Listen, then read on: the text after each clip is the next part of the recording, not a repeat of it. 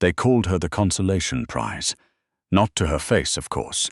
The men in Dante Ferraro's circle were many things. Killers, liars, thieves who wore Italian suits and crossed themselves before dinner. But they were not technically stupid. They whispered it in back rooms and parking garages, and the kind of restaurants where the menus had no prices. They said it over cigars and aged bourbon and the particular brand of contempt that only men who have never once been questioned can produce. The consolation prize. Because when the New Orleans Syndicate needed a merger, and when the Callahan family of Baton Rouge needed a lifeline, and when both parties needed a human handshake that would hold, they sent Nora Callahan. Not her sister Bridget, who was thin and blonde and photographed well, not a cousin, not a carefully selected socialite with a ring size on file. They sent Nora, 31 years old, size 18, the one who read dense legal theory for fun and corrected her father's accountants at age 14, and had once, very quietly, kept her family's entire shipping operation from collapsing under a federal investigation by finding a single overlooked clause in a maritime contract. Nobody mentioned that part at the wedding. What they mentioned, mostly in the form of barely stifled laughter and sideways glances, was the dress. A custom ivory gown, beautifully made, which Nora had selected herself because she had impeccable taste and zero interest in performing smallness for anyone's comfort. She walked down the aisle of St. Augustine's with her chin level and her eyes forward, and she did not look at the women who covered their mouths, or the men who exchanged glances, or the photographer who visibly hesitated before lifting his camera. Dante Ferraro stood at the altar and watched her come toward him with an expression that gave nothing away. He was 37, dark-haired, and possessed of the specific stillness that comes not from peace, but from absolute certainty that the world will wait for you. He ran the Gulf Coast operations of the Ferraro Syndicate. He had buried 3 enemies this calendar year. He shook hands with senators. He watched Nora Callahan walk toward him, and whatever he thought, he kept it behind his eyes. The priest said the words. They said them back. Dante slid a ring onto Nora's finger, a sapphire, deep blue, which she had chosen from a catalogue he'd sent without comment, and when he leaned in to complete the formality of the kiss, she turned her cheek slightly, almost imperceptibly, so that his lips landed at the corner of her mouth rather than on it. One of his lieutenants, a man named Caruso, saw this and smiled into his champagne flute. The reception was held at the Ferraro estate on the north shore of Lake Pontchartrain. Nora sat beside her new husband at the head table and ate her food and answered questions when spoken to, and did not at any point attempt to fill the silence between them with performance. Dante noticed. He said nothing. At some point in the evening, his mother approached the table. Rosaria Ferraro was 72, dressed in black as was her preference at all times, and regarded every woman her son had ever encountered with calibrated suspicion. She looked at Nora for a long moment, really looked, the way people rarely do, and then said in accented English, "You have good posture." Nora said, "Thank you. You have excellent pearls." Rosaria touched them, surprised. They were, in fact, exceptional. She had owned them for 40 years, and most people never noticed. She walked away without another word, which Dante watched happen with something that might have been curiosity. They were driven to the estate's guest wing in a golf cart by a young man named Hector, who kept his eyes rigidly forward. The room was large and well-appointed, and had been prepared by someone who had done so with efficiency rather than warmth. Dante stood in the doorway for a moment after Hector left, and Nora had already set her evening bag on the bureau and was sliding her heels off with the focus of a woman completing a task. "I don't expect anything from you tonight," he said. "I know," she said. "I don't expect anything from you either." He looked at her. "I'm going to read," she said, producing a book from her bag, a battered copy of something dense and academic, "and I would appreciate it if you kept the television at a reasonable volume."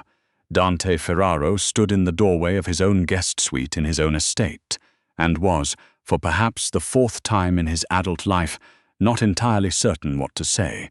He went to the other room. He kept the volume low. The first month of the marriage was a negotiation conducted entirely without explicit terms. Nora moved her things into the East Wing. She did not redecorate. She established, without discussion, that her mornings were hers. Coffee, books, the particular silence she had carried with her since childhood, and that her presence at dinner was a courtesy she extended rather than a service she performed. She attended the social functions required of her, dressed beautifully and spoke well and remembered names with the precision of a woman who understood that information is currency. She also, quietly and without announcing herself, began to understand exactly how the Ferraro operation worked, not because she was planning anything, because Nora Callahan had never in her life been in a room without learning everything the room had to offer. She listened when the men thought she wasn't. She read the documents that passed through the shared office spaces with the easy confidence of someone who belongs. She absorbed the structure of the Gulf operation, the shipping routes, the money channels, the relationships between Dante's lieutenants and the satellite families who paid tribute, and the federal contacts who looked the other way. With the same methodical attention she'd applied to maritime law at 14. Dante caught her once, early in the second week, sitting at the kitchen counter with a ledger she absolutely should not have had access to. She looked up. She did not look guilty. "Your Eastern Channel reconciliation is off by about 40,000, she said. "Probably been bleeding since the rate adjustment in March. I can show you where." The silence lasted 4 seconds. "Show," he said. She showed him. She was right. The 40,000 had in fact been bleeding since February, not March, and the full exposure was closer to 90. His head of accounting had missed it. She found it in 11 minutes while finishing her coffee. Dante looked at the corrected numbers for a long time. "Where did you learn to read books like this?" he said, meaning the ledger.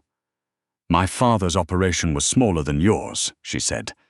"But the principles are the same," and his accountant was worse. He nodded slowly. Then he said, without particular warmth but with what she would later understand was his version of respect, "Thank you, Nora." She went back to her coffee. She didn't know when exactly the whisper campaign started. These things don't announce themselves. What she knew was that the tone in certain rooms changed, incrementally, over the following weeks. The way conversations paused when she entered. The way Caruso looked at Dante sometimes. Not at her, at Dante, with an expression that carried a question neither of them voiced. The way the other lieutenants, men like Vitale, and the one they called Shepherd, sometimes spoke with the particular carefulness of people editing themselves in real time. Dante's position had always been strong. He had held the Gulf operations for 9 years and delivered results that kept the Eastern families satisfied and the federal pressure manageable, but power in their world was not simply held. It was continuously demonstrated, and there was a school of thought, growing quieter but not disappearing, that a man who accepted marriage to a civilian woman of no particular physical appeal was a man whose judgment had softened. That was the word they used, softened. Nora knew this the way she knew most things, not because anyone told her, but because she paid attention. She didn't mention it to Dante. It wasn't her concern. She hadn't married him to manage his reputation, and she wasn't going to start performing devotion for an audience she didn't respect. What she did instead was go to the range. There was a private shooting range on the back of the Ferraro property, used by the security staff for quarterly qualification, and occasionally by Dante when he needed to think. Nora had been there exactly once, the week after she arrived, and had stood at the entrance for a moment before going back inside. She went back on a Tuesday morning when the house was quiet. The caretaker, an older man named Bishop who had worked the property for 15 years, found her there an hour later with a Glock 19 and a pattern of holes in the center mass of her target that suggested she had not, in fact, forgotten a single thing her Uncle Callahan had spent 3 years teaching her in her early 20s. Bishop looked at the target for a while. "Want me to reset it?" he said. "Please," she said, already reloading. She did not tell Dante she'd gone to the range. It wasn't relevant. She wasn't practicing for anything. She was simply remembering who she was underneath the dress and the dinner parties and the role of consolation prize. She had always found it clarifying, the weight of a gun in her hand, the way it demanded honesty.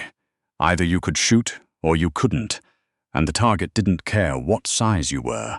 The attack came on a Thursday night in October.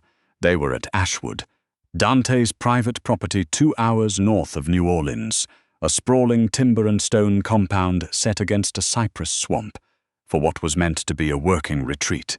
Dante had meetings with 2 visiting captains from the Memphis branch, finalizing a port agreement that had been in negotiation for 6 months. Nora had come because it was expected, and because she had packed 3 books she hadn't had time to start. The security detail was 8 men. Dante's head of personal security, a former Marine named Graves, ran the rotation with the precise paranoia of someone who had survived this world long enough to be very good at it. What none of them knew, what the intelligence failure would be dissected over for months afterward, was that Caruso had been making his own arrangements for the better part of the previous year. The Memphis agreement would consolidate Dante's position significantly. Caruso had found those people and introduced himself. The first sign was the power. It went out at 11:14 p.m. Not just the estate, the full grid for the surrounding area, taken down by something precise and deliberate. The backup generator kicked in 18 seconds later, throwing the compound into dim emergency lighting. By then, the 4 perimeter guards were already down, taken out silently before the power cut, and the 4-man team that came through the East Service entrance had 3 minutes of uncontested movement before anyone inside knew what was happening. Nora was in the small library off the main corridor, a room she had claimed for herself the first evening and furnished with a reading lamp she'd requested from the staff. She was 80 pages from the end of a book she had been looking forward to finishing for a week. She heard the generator kick on. She set the book down. She did not go to find Dante. She did not call out. She sat very still for approximately 4 seconds, the way her uncle had taught her. Assess, don't react, let the information come to you. And then she moved to the window and looked out and saw something she wasn't supposed to see, a shadow at the edge of the tree line that was not a shadow, that breathed, that was watching the compound with the patience of someone waiting for a signal. There was already someone inside. She registered this with the cold clarity that replaces fear when fear is not a useful option. The library had 2 entrances, the main door to the corridor, and a secondary door that connected to the house's original servant passageway, unused for decades, which Nora knew about because she had spent her first morning at Ashwood learning the building's layout the same way. She learned everything by walking it until she understood it. She went through the secondary door. The servant corridor was narrow and dark and smelled of disuse. Nora moved through it without a light, one hand on the wall, counting the steps she'd memorized. 12 to the junction, left 4 steps to the utility closet. The utility closet, she knew, contained a wall-mounted emergency kit that the property's previous owner had installed in the 1990s and that no one had apparently thought to update. The kit contained, among other things, a Ruger .357 still in its original wrap. She took it. She checked it the way her uncle had shown her, not frantically, but with the methodical confidence of someone completing a familiar task. Loaded. Functional. She thumbed back the hammer and stood in the dark utility closet for exactly 2 seconds and thought, they interrupted my reading. I was 80 pages from the end. She found the first man in the kitchen. He was moving toward the main staircase, and he was not one of Graves' team. The body language was wrong. Too focused, too directional. He had a suppressed weapon and the deliberate movement of a professional. He did not expect to find anyone in the kitchen because the kitchen was a service space and the wife was supposedly in the library. He was wrong about both things. Nora came out of the pantry doorway and did not hesitate because her uncle had said once that the only thing more dangerous than hesitation is thinking you can afford it. The shot was single and efficient, and she was already moving toward the back corridor before he hit the floor. The second man was harder. He had heard something. Not the shot. The suppressed report was quiet, but some shift in the air, some absence of expected sound. He was positioned at the base of the main stairs, with a clear line to the corridor, and when Nora came around the corner, she had less than a second to make a decision. She made it. The problem was that she was also hit, not badly, a graze along her left forearm that burned rather than cut, but enough to remind her body that this was real. She pressed her back to the wall and breathed through it. 4 counts in, 4 counts out, the way she did when her anxiety spiked at family dinners, different context, same technique. She heard Dante's voice from somewhere above, a controlled, low command in Italian that meant nothing specific but told her he was alive and dealing with at least one more person upstairs. She went up. The third man was in the upstairs hallway, and he was between Nora and Dante's voice. And he turned when he heard her on the stairs, because he was a professional and professionals account for variables. What he didn't account for was that Nora had already assessed the hallway from her room twice that day. The runner rug that shifted, the side table that was narrower than it appeared, the sconce that threw light in a specific and predictable pattern. And when he turned, she was already outside that light and moving. She took him at close range, which was not something she had ever done before, and found that the body does not always require what the mind expects it to require. There was no hesitation. There was only the next necessary action, and then the one after that. When it was over, the hallway was very quiet. Dante appeared at the far end of it.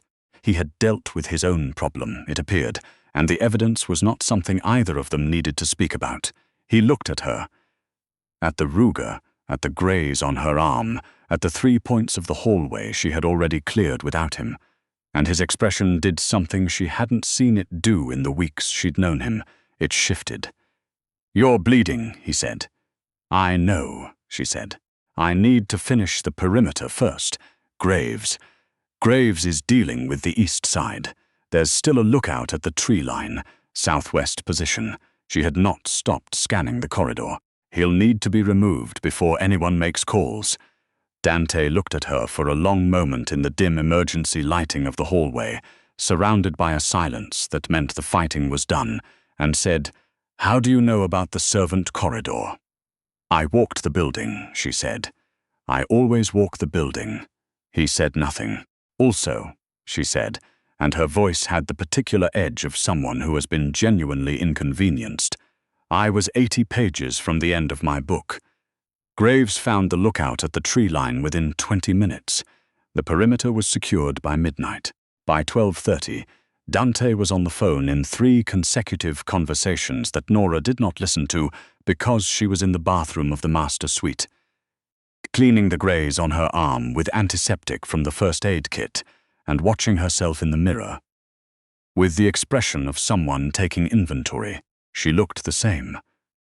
She finished cleaning the wound, wrapped it neatly, and went back to the library. She found her book where she'd left it, the pages still open to her place. She sat down in the reading chair and pulled the lamp to the right angle and picked up where she'd left off. She was 3 pages further when Dante appeared in the doorway. He stood there for a moment, still in the clothes he'd been in during the fight, looking at her in the lamplight. She kept reading for one more paragraph, finishing her thought, and then looked up. "Caruso," she said. It wasn't a question. "Yes," he said. "The Memphis Agreement consolidates your position. That's bad for anyone whose leverage depends on you remaining uncertain." She set the book in her lap. Caruso's had an independent arrangement with the Eastern families, probably for about a year, maybe 14 months. She considered it. "The accounting irregularities I found in February, those weren't errors. Someone was feeding resources to a secondary channel." Dante was very still. "The 40,000, he said. 90,000 months. Not a lot. It enough." She tilted her head slightly. "I noticed it at the time, but I thought it was incompetence. I should have considered the alternative." The silence in the room was of a different quality than any silence they'd shared before. It was not the careful neutrality of two strangers navigating shared space. It was something else, denser, more weighted, the kind of silence that happens when a fundamental misunderstanding has been corrected and both parties are still orienting to the new information. "Why didn't you tell me," he said, "about any of this, what you knew, what you'd worked out?" Nora looked at him steadily. "Because I wasn't certain, and I don't offer speculation as fact. You could have been killed tonight, so could you?" she said. "That's the environment. I knew what I was marrying into. You were supposed to be a—" He stopped. "A what?" she said, and her voice was entirely calm. He didn't finish the sentence. He looked at her, sitting in the lamplight with a bandaged arm and a battered book, and the specific composure of someone who has never once needed the world's permission to be exactly who she was, and the thing that had been shifting in his expression since the hallway completed its shift. "A liability," he said, and the word in his mouth sounded like what it was. Wrong. An error in a ledger that needed correcting. "I know that's what you thought," she said. "Most people do." He crossed the room and sat down in the chair across from her, not on the arm, not at a distance, but fully present, the way he sat in rooms where he intended to stay. He looked at his hands for a moment, then at her. "The Callahan operation," he said. "Your father, I was told he had a quiet decade because the federal exposure had passed." "The federal exposure had passed," she said, "because I found the clause. How old were you?" 14. Another silence. "And the shooting," he said. "My uncle taught me. I stopped at 23 because I thought I was done with all of it." She looked at the book in her lap. "I spent a long time trying to be someone who didn't know those things. What changed?" She was quiet for a moment.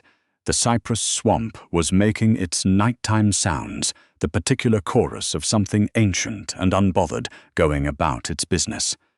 "Nothing changed," she said finally. "I just remembered that the version of me that knew them was also me." Dante was quiet for a long time. When he spoke, his voice had lost the particular careful register he used in all their previous conversations, the one that held everything at negotiating distance. "I told my mother, when she asked about you, that it was a political arrangement," he said. "She told me I was an idiot." Nora looked at him. She said, "Dante, a woman who does not need your approval is either trouble or extraordinary, and you had better figure out which before you ruin it." "Your mother," Nora said, "is very perceptive." "She is usually right," he said, with the tone of a man who has spent 37 years finding this both useful and irritating. "It is in general annoying." Something happened at the corner of Nora's mouth. Not quite a smile, a loosening. "The pearls were really excellent," she said. He looked at her for a moment, and then Dante Ferraro, who had run the Gulf Coast Syndicate for 9 years, who had buried 3 enemies this calendar year, who shook hands with senators and made the world wait, laughed. A real one, brief and unguarded, the kind that happens when something lands precisely where it was aimed. "I'll tell her you said so," he said. "She'll bring it up for the next 20 years. The investigation into Caruso took 11 days, handled by people Dante trusted and conducted with the thoroughness appropriate to a betrayal of that magnitude. Nora sat in on 2 of the debriefs, not because she was invited, but because she walked into the room and no one asked her to leave, and her questions, when she asked them, were the kind that moved things forward. By the 3rd session, Dante's chief of intelligence, a silver-haired woman named Dr. Ash, was directing certain questions toward Nora as readily as she directed them toward anyone else at the table. Vitale, at the end of the 3rd session, leaned to Shepard and said something in Italian. Nora heard it. Her Italian was functional and improving. He had said, "I owe Caruso one thing. At least now we know." Shepard, to his credit, said, "We should have known sooner." The accounting irregularities, fully unraveled, told a story of 14 months of quiet resource diversion, enough to fund a 4-man team and the intelligence breach that had allowed them inside. The structure of it was clever, genuinely clever, built on the assumption that no one would look closely enough at the Eastern Channel reconciliation to catch the bleed. The assumption had been wrong by exactly 1 cup of coffee on a Tuesday morning in September. Nobody said this out loud. They didn't need to. On the 14th day after Ashwood, Dante found Nora at the kitchen counter at 7 a.m. With her coffee and her book, and the particular stillness that was, he had come to understand, not indifference but concentration, the outward face of a mind working through something it found interesting. He poured his own coffee. He sat down across from her without asking, which he had never done before. She looked up briefly, then back at her page. They sat like that for a while. "The Memphis Agreement closes Friday," he said. "I know," she said. Vital mentioned it. After that, the Eastern Channel structure changes. There's a position that doesn't have a name yet because it hasn't existed before. He looked at his coffee. It would involve oversight of the financial architecture across the Gulf and Memphis operations, consolidation of the review function. He paused. It would require someone who could read a ledger like a weapon. Nora turned a page. "That's a real position," she said. "Or is it a courtesy title?" "Real," he said. "With everything that comes with it." She considered this with the same attention she gave everything, genuine, unhurried, unbothered by the silence. "I want it in writing," she said. "The scope, the authority, the reporting structure. I don't do ambiguous mandates." "I would expect nothing else," he said. She went back to her book. He drank his coffee. Outside the kitchen window, New Orleans was starting its morning. The particular kind of morning that smells like coffee and river water, and the specific miracle of a city that has survived everything thrown at it by simply being too interesting to die. "Dante," she said without looking up. "Yes, your mother was right." He was quiet for a moment. "She will want to hear you say that directly," he said. "She keeps a list." "I know," Nora said. "I'm looking forward to it." She turned another page, and the morning settled around them like something that had always been there, waiting for them to stop moving long enough to notice it.